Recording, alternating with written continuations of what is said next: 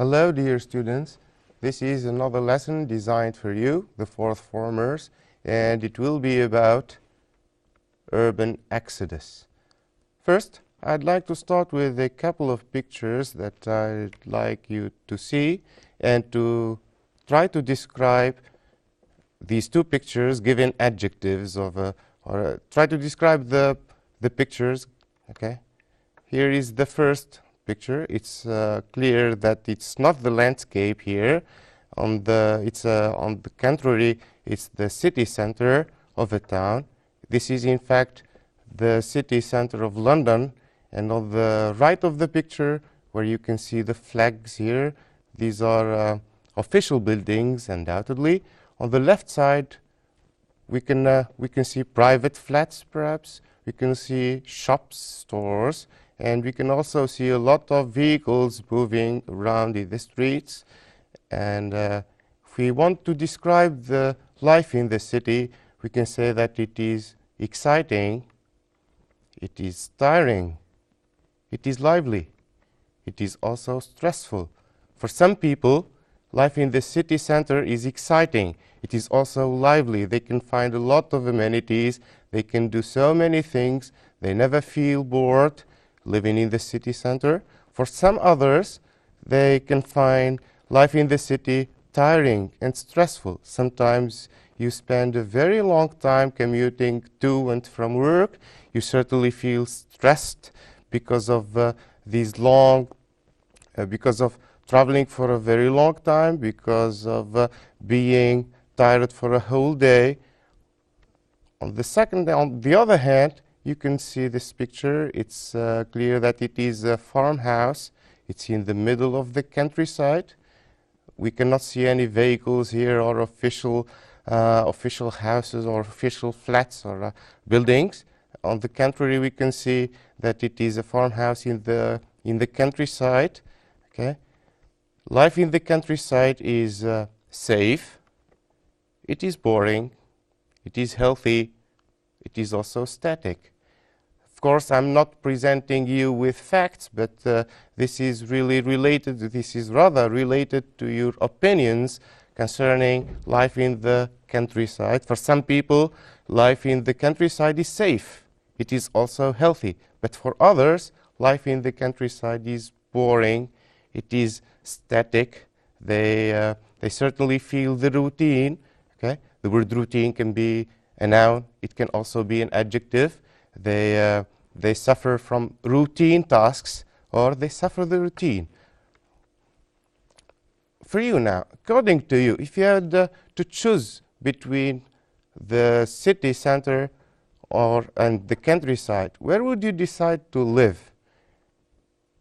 It's here a matter of considering the pros and cons. It's also a matter of preferences. It's rather your opinion here that is that largely depends on your choice, if you want. Okay? Can you examine the following statement now and say what makes a decision difficult? We made a difficult decision. Here, the speaker says that we made a difficult decision. The personal pronoun we refers to the speaker and the people who are involved with him or with her. Okay, they may be friends, they may be family members. Okay, so they made a difficult decision. The decision they made probably came after a disagreement. They had disagreed about making the appropriate decision. To disagree or to be at odds, if you want. Okay, or the decision was due to something. The difficult decision was due to something really important. Okay, so they made a difficult decision either because they had disagreed about it or because the decision itself was important to make. In fact, the speaker here is called Jo. She's a woman, and she's talking about herself. We're going to read this story, Jo's story, and decide afterwards about the decision, the nature of the decision. Okay, here is the text. I'll read it for you. I had everything in London. an exciting, successful life and a beautiful home, but living in a big city was exhausting. My children couldn't run freely in the busy London streets. I wanted to look out at the hills and green fields of the country. When I heard that an old farmhouse in a village near London was up for sale, I jumped at the chance to move to the country. I persuaded my husband and kids to leave behind the city lifestyle. We made a difficult decision. Then, when we got here, I saw that my decision was not unusual. I meet other people who live and work in the countryside. In the local school, over half of the families are not locals. They are people who come from cities all over Britain. They have usually given up expensive houses and good jobs to move their families to a smaller house. They do the work they can find, and they say they are happier. I know I'm happier to be in a village, and my husband and kids are too. This was Joe's story, and according to you, what decision did Joe make? Okay? You certainly discovered from Joe's story that she decided to leave London and buy a farmhouse in a nearby village. Of course, the decision was difficult, not because they had been at odds or they had disagreed about making the appropriate decision, but simply because it was an important decision to make. Okay? So, if it's an important decision, do you think that many people like Joe decided to leave the city and buy new houses in the countryside? Here are some false statements, okay, that I'd like you to correct. The first statement says, Joe says that very few people have made the choice to leave London and reside in the country. Of course, this statement is not correct, it's false. And if I refer you back to the text, okay, I'd like you to pick out the detail that shows that this statement is not correct. I refer you back to the text. Of course, the detail is this. I meet other people who live and work in the countryside. So it was not an unusual decision. Jo and her family were not the only people who decided to leave the city bound for the countryside. Okay? A second statement says, Jo regrets that she left behind the city lifestyle. Of course, she did not regret it. Here is the text again. Can you pick out the detail that shows that this statement is false? Right? So she says, I know I'm happier to be in a village, and my husband and kids are too. So it's clear here that she doesn't regret leaving the city center and buying a new house in the countryside, because she says that she is happier. Okay, what about the people here? What about, if you want, the when you decide to move from the city center bound for the countryside, you need to consider some. You need to consider the pros and the cons for your decision. Here, in this text, in our story, Jo mentioned two disadvantages of city life. Can you sort them out? I refer you back to the text. Here is Jo's story again. She says that she had everything in London, an exciting, successful life, and a beautiful home. Here are just advantages, but I want you to pick out the disadvantages. Okay, so the two disadvantages are living in a big city was exhausting. A second disadvantage is that her children couldn't run freely in the busy London streets. That's why she decided to leave the city center and live in the countryside. But was she alone to do that? Of course not. Other people made the same decision to leave the city center and buy new houses in the countryside. But what about the reasons? Examine this question. What other reasons have made so many people like Joe choose to live in the countryside nowadays? We can talk about so many reasons. The first one is that life in big cities has become unbearable because of stress and exhaustion. If you just think about yourselves, city dwellers, people who live in the city center, you will see that you spend too much time getting from school home, of course, especially during the rush hours. Okay, there is also another reason for this choice, is that many people search for a clean environment. Of course, the city centers have become so polluted with a lot of pollution coming from vehicles, exhausts from factories. Okay. Another reason is that villagers, according to official statistics, villages outlive city dwellers by 18 months. This is an official statistic. Another reason is that there are more opportunities to set up new enterprises. The city centers seem to be full. There is no possibility for new businessmen or young people to set up their businesses, so they can seize the opportunity and set up their businesses outside the city center, probably in the countryside. A final reason is that life in the countryside is safe. If you have got a family, if you're a parent, you cannot let your children play in the street, okay, because simply it's too dangerous. Okay, so however, if you live in the countryside, your children can play without any problem. They are safe. You do not risk anything. Jo gave up her job as a stylist and got a new one for BRA Ltd. Of course, you certainly remember Jo. It is a real estate company that is planning to construct houses in the country.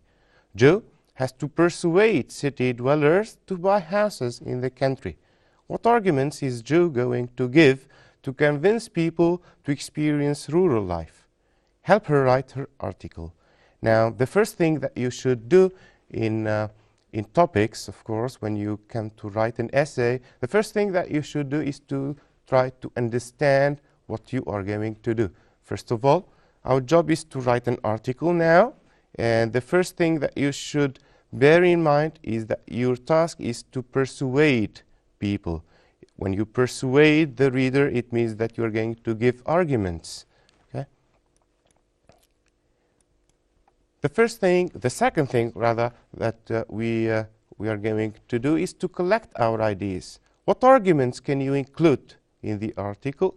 Okay, we're going to start collecting ideas from Jo's story, from the story. Jo said that urban life is exhausting. She also considers or thinks that her kids cannot run freely in the busy city streets.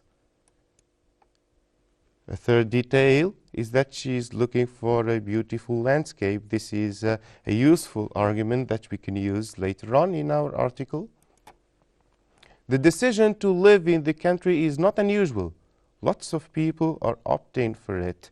This particular detail helps people or helps the reader feel, if you want, assured. Okay? A final reason is that people who have moved to the country say that they are happier. Okay? Now we're going to get other details or other arguments that we collected after reading the story. Life in the big cities or in big cities has become unbearable. A second detail is that villagers outlive city dwellers by 18 months, according to official statistics. The clean environment there are more opportunities to set up new enterprises. And the final detail is safety. Of course, these are all the details that we have mentioned, whether in the text or after reading the story. We are going now to develop notes. We are going to develop very short notes on the ideas you collected. This will help you stick to the topic on the one hand and avoid redundancy on the other. Let's take an example. Example number 1. When you mentioned that life in big cities has become unbearable, we can add some very short notes. Example, exhaustion, traffic, congestion, noise, stress. A second example, when you mention safety, you can talk about the fact that children can grow up carefree in the village. A third example is about the opportunities to set up new enterprises. The country is now a booming economy. Now, after developing short notes on our ideas, we are going to select and order our ideas. Of course, it's not possible for you to talk about all the ideas, but rather we are going to select the ideas we are going to develop, and then we are going to order them. First of all, let's talk about selecting our ideas. So you select the ideas you are going to include in the article. You may decide not to develop all the ideas mentioned above. Instead, you have to select the ones you think are most relevant to the issue. This doesn't mean, of course, it doesn't mean that some ideas are false, others are correct, but because simply we cannot develop all the ideas, we are going to resort to the most important ideas as we see them. In articles of this kind, you should look for related ideas and put them close to each other in your order. If you notice, the word exhaustion and life in the city center has become unbearable. These two ideas have been repeated twice. So we're going to put them together to match the related ideas together. Okay? So if your ideas are not really related, you may have to order them in terms of their importance. You can start with the most important ideas and finish your article developing specific ones. Now, can you see if these or there are any related ideas here, and try to group them. Here are the ideas we have developed together, we have collected together. Okay?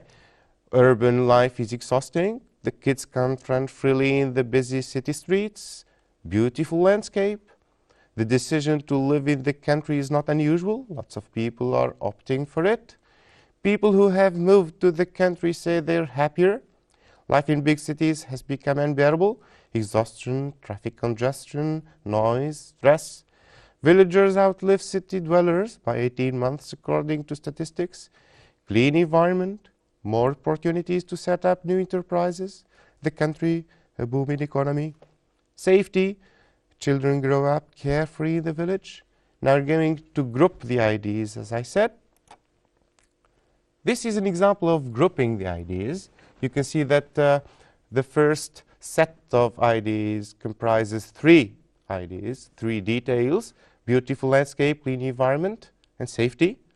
The second set of arguments includes 2 major ideas. Life in the big cities has become unbearable. The kids cannot run freely in the busy city streets. And the third set also comprises 2 details. The decision to live in the country is not unusual, and people who have moved to the country say that they are happier. Of course, if you just notice that 2 other ideas are separate, they cannot belong to any of the 3 groups. Villagers outlive city dwellers, and the final idea of more opportunities to set up new enterprises. Okay, so we are going to resort to the 3 groups. Okay, now that you have gathered your ideas, think of ordering the arguments in each group. Don't forget to cross out the separate ideas that don't belong to any group. Always remember that your main objective is to convince people to live in the country. This means you have to start mentioning a few disadvantages of urban life and focus on the advantages of rural life. Now that we have grouped our ideas, we're going to order them, to put them in a correct order. We're going to start mentioning the disadvantages of life in the city center. We'll start talking about the first idea, which says that life in big cities has become unbearable. We're going to get the examples, or take the examples of exhaustion, traffic congestion, noise, and stress. The second detail will be about kids who cannot run freely in the busy city streets. The second group of our ideas will be this one. The first detail is safety. Children grow up carefree in the village. A second detail is that of the beautiful landscape. And the third detail will be about clean environment. The third group comprises two details. The first is that the decision to live in the country is not unusual. Lots of people are opting for it. And the second detail tells that people who have moved to the country say they are happier. We are left with two details that are separate. We are just going to cross them out because we will not need them as long as they do not belong to any of the groups we formed. Now that you have ordered your ideas, you should be ready to develop them in the article. I will start the introduction for you. It says that more and more people choose to leave their homes in the city and buy new ones in the countryside. They are aware of the benefits that rural life will bring to them and their families. Here is the introduction. Now get ready to write your article, and of course don't forget to respect the outline. You have gathered your ideas, you have collected them, you have selected the ideas and developed short notes on them. You have also grouped them, you have also gathered them in groups, and then you crossed out the separate ideas, and now it's time to develop these different ideas into your writing. Now, when you start checking your article, when you start looking for the mistakes, I'd advise you to bear in mind certain details. Okay, you are going to see if the information is grouped in logical paragraphs. You should also see if there are if your paragraphs are in a logical order. If also there is any unnecessary information, you are just going to cross it out. You should see if there is any necessary information that is missing, that you forgot it. You should also know that you should see if there are a lot of the same words repeated. Here repetition shouldn't come. Redundancy, you should try to correct redundancy. You are going to see if there are more precise words that could be used. Is there too much repetition of linkers like and, but, then? Many students repeat the conjunction and or the linkers so many times, okay, and this of course affects your essay. Do all the verbs agree with their subjects? She have. A lot of students make this mistake. Instead of saying she has, they just forget to use the third person singular, she has, or there is many instead of there are many. Okay.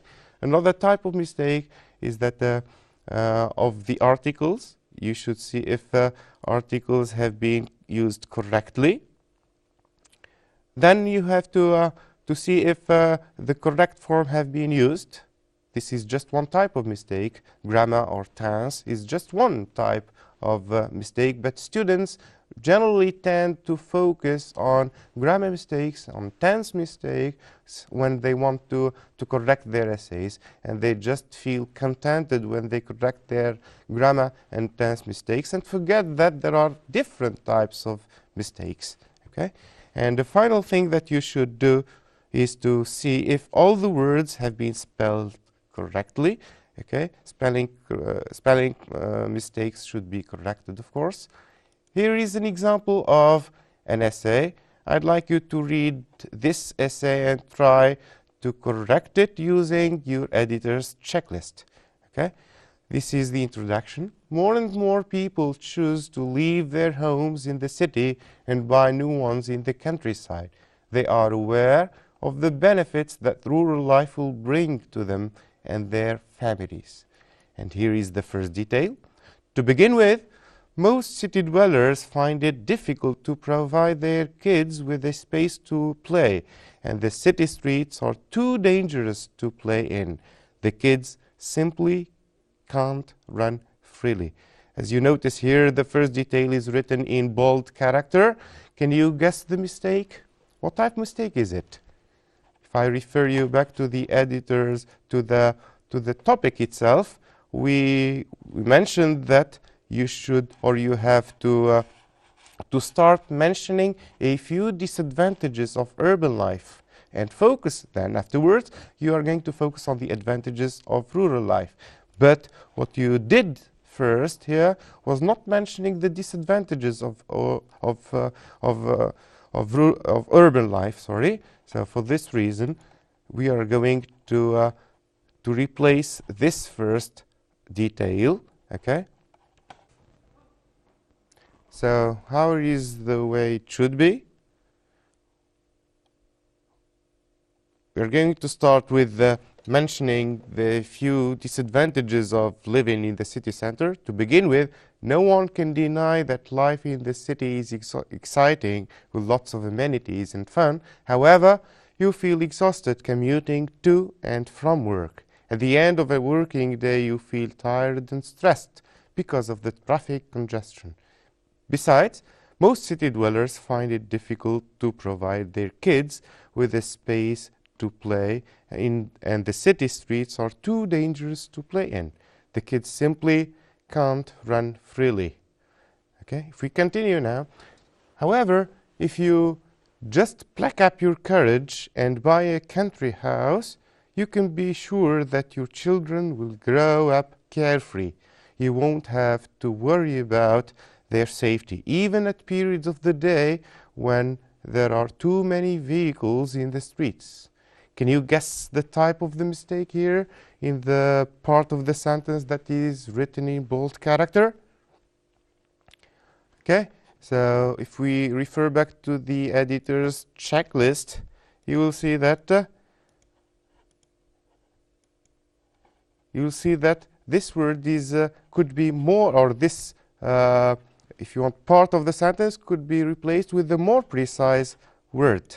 So if we can talk about peak periods here. Okay, we could talk about peak periods, so you won't have to worry about their safety even at peak periods. Okay, let's continue. You will no longer need to drive them to school and back home, as they will get used to walking with mates. Moreover, you will undoubtedly go out for long walks in the green country roads and enjoy the beautiful landscape, and your kids will enjoy living in a healthy environment. As you may notice here, this sentence is too long, with the repetition of two words of the word enjoy. Okay, so we are going to correct both things here. Okay, first of all, we are going to divide these this very long sentence. Okay, I don't think that the conjunction and here is necessary. Okay, we can make a full stop here and start a new sentence with a capital Y. Okay, and we are going to omit the word enjoy and try to replace it with a more appropriate word. Let's check the answer now. Moreover, you will undoubtedly go out for long walks in the green country roads and admire the beautiful landscape. Your kids will enjoy living in a healthy environment. As you noticed here, we have replaced the word enjoy with the word admire, just to avoid repetition. We have also omitted the conjunction and replaced it with a full stop and a capital letter. If we continue reading the article, I myself left behind my former life in London. My husband and I have agreed to take the risk when we heard that we were not the only ones who wanted to live in the country. A lot of people had already left noisy and crowded cities bound for a calmer place. If we return back to this tense, I have agreed. Here is the present perfect being used. If I return back to the editor's checklist, okay, we have to check if there are any mistakes of the tense. Okay, now have the correct verb forms been used? Here the verb is not in the correct tense because simply we are just talking about the past. So we are going to replace the present perfect with the past simple. Okay. Now, after a few months here, I can afford more time to my husband and kids. I'm busy growing plants in our house garden. I always go out for long walks with my husband. I'm sure the people who once chose to reside here are happier. Here is another type of mistake. Okay, if we refer back to the editor's checklist, you'll find that it is a spelling mistake. Okay, right. And here is the correct version. I myself left behind my former life in London. My husband and I agreed to take the risk when we heard that we were not the only ones who wanted to live in the country. A lot of people had already left noisy and crowded cities bound for a calmer place. Now, after a few months here, I can afford more time to my husband and the kids. I'm busy growing plants in our house garden. I always go out for long walks with my husband. I'm sure the people who once chose to reside here are happier now. Now that we have corrected our essay, I'd like to refer back to the checklist again. Don't forget that you should group the information in a logical order. Okay, since you have grouped your ideas and selected them afterwards, you developed very short notes on them.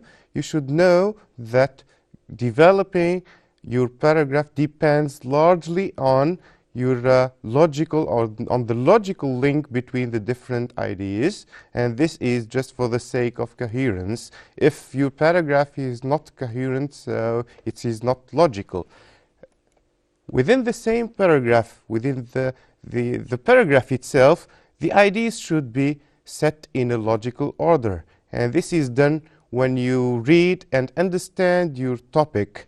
And if you understand your topic quite well, you know what you are going to do. You will be able to put the ideas in your paragraph in a logical order. Of course, do not forget that every paragraph should include a very short topic sentence. A third thing is that you should know if there is any unnecessary information, so you are going to omit it. You are going to read your essay again, try to read it again and find if there is any unnecessary information. You just cross it out because it is of no use to your paragraph. Another thing is that you should consider if there are or if there is any necessary information that is missing. When you read your paragraph again and you compare it with the topic you are writing about, and if you compare the topic to the ideas you selected and developed very short notes on them, you will certainly notice if you skipped one necessary information, and of course you are going to insert it in your paragraph. You are going to focus to see if there are a lot of the same words that are repeated. When you read your essay again, you are going to see if there are repeated words. Of course, you know that language is rich and it is possible for you to substitute a word with another word. Okay? You should also see if there are more precise words to be used. Of course, as I said, language is rich. You can use more precise words instead of other words.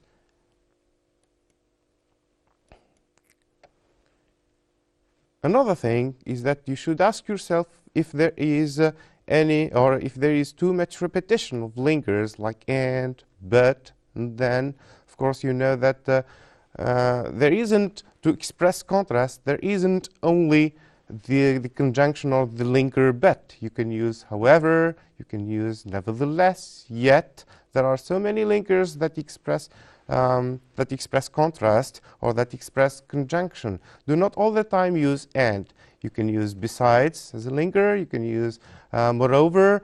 You can also put a full stop and start a new sentence instead of adding and.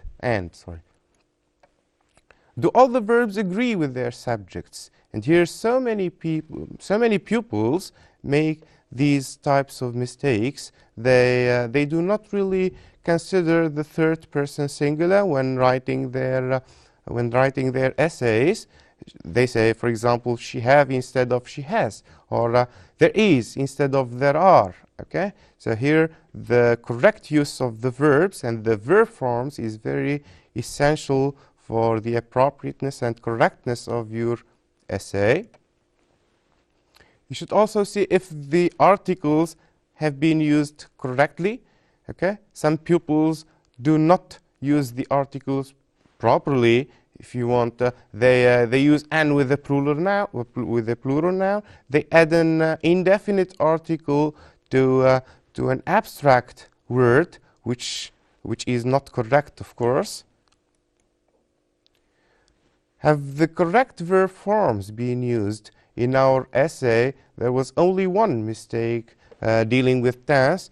The speaker or the writer used the present perfect instead of the past. But of course, for you, you should always consider the tenses. The present perfect is different from the present simple. Use the present simple to talk about general things. Use the present perfect, for example, to talk about something that started in the past and continues to the present, or to talk about a recent happening. Okay, so you cannot use the present perfect while you're talking about something that happened in the past with the specific time reference. Or for example, if you want to talk about two events that both occurred in the past, but with a difference in tense, with a difference in time, one occurred before the other, you cannot use the past for both verbs. You should use the past perfect to show to the listener or to the reader that one action occurred before another.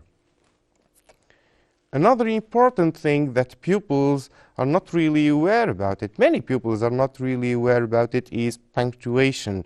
Punctuation helps us understand what the pupil want to write about or want to say. If you do not make the correct punctuation, okay, the corrector, if you want, or the teacher keeps reading a very long sentence without any stop and cannot really understand where the pupil wants to stop. If your idea stops, it means that if you finish dealing with an idea, you are going to put a full stop, okay, and start a new sentence. A comma also is very important, okay, in your sentences. So be careful when you punctuate your paragraph, okay. Now another thing is spelling. Spelling mistakes are really very important. You should bear in mind that sometimes words change in